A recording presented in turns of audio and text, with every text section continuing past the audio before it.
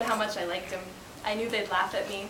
Everybody thought Stephen was way too weird, and I wanted them to think I was cool. A few weeks went by, though, and I realized I couldn't stop thinking about him. It made me nervous. It felt like I needed him.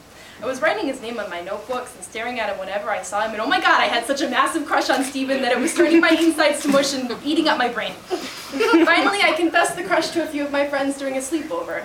They giggled and teased me a little, but they saw that I was serious, and they agreed that Stephen was nice. We all decided that I needed to ask him out.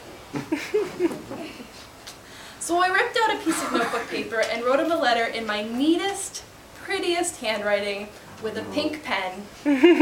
Dear Stephen, will you go out with me? Love, Sarah. I was so nervous when I wrote the word love that I almost spelled it wrong. I folded the letter up into a square and wrote to Stephen from Sarah on the front. I gave it to him on Monday morning. When we were all outside before the bell rang. My hands were shaking and my friends were staring at me, and all I could manage to say to Stephen was, here. Right. I didn't pay attention in any of my morning classes. All I could do was stare at the clock.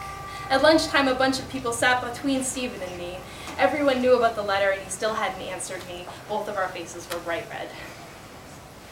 I poked Jen, who was sitting next to me, and asked her to ask Derek, to ask Joey, to ask Stephen if he'd read the note.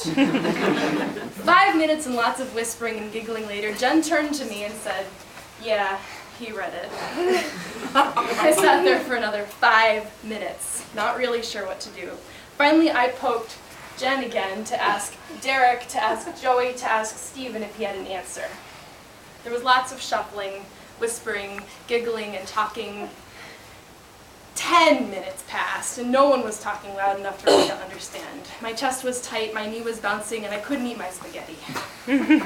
Finally, after forever, Jen turned to me and said, he says he doesn't think of you that way.